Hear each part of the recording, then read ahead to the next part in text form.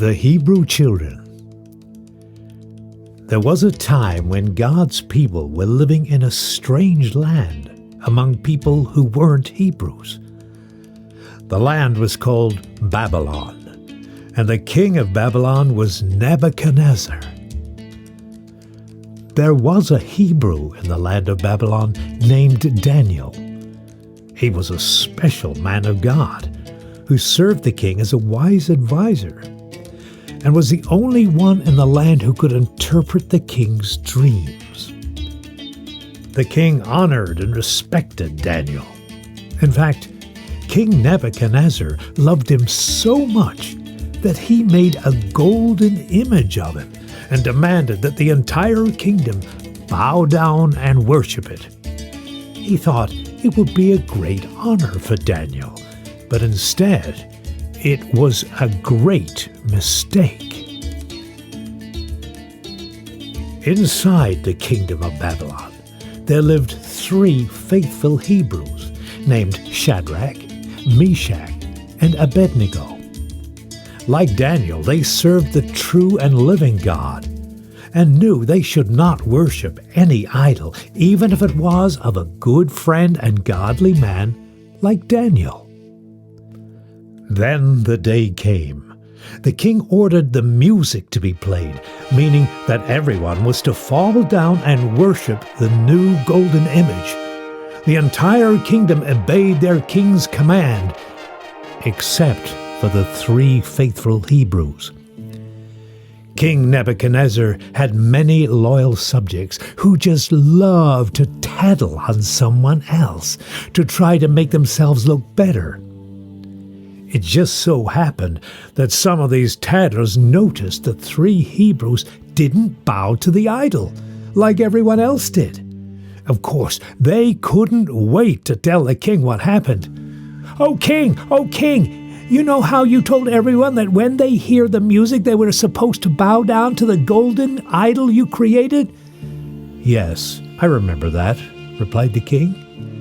"And you know how you said that anyone who didn't bow down will be thrown into the fiery furnace?" "Yes, I remember that too."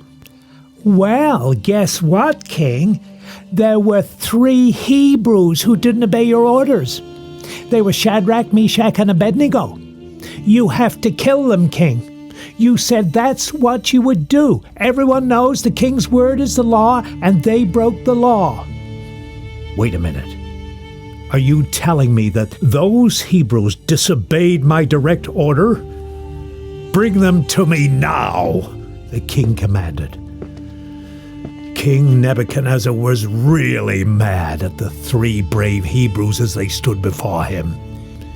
"Is this true that you didn't obey my order? Don't you know what the punishment is for not obeying me?" he asked them. The brave Hebrews calmly replied, "Our God whom we serve is able to deliver us from the burning fiery furnace, and he will deliver us out of thine hand, O king." Now the king was furious. "Heat the furnace 7 times hotter than ever before, and throw these Hebrews in." The fire raged as the king's mighty men approached the furnace with their calm prisoners.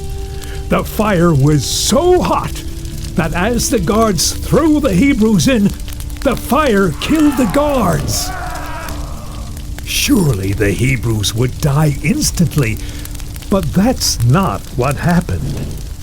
When the king looked down into the raging fire, his attitude quickly changed. He expected to see 3 dead Hebrews, but instead he saw 4 men walking around, and the 4th one looked like the Son of God.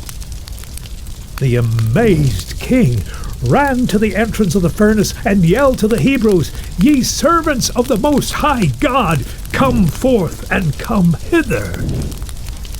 The faithful Hebrews must have been smiling as they walked out of the deadly inferno. God had honored their faithfulness and protected them from certain death. Not only did God teach them that trusting in the Lord is the good and right way, but he also taught King Nebuchadnezzar a lesson too. From then on, the king knew that the Hebrew God was the one true God. You can read the story in the book of Daniel, chapter 3.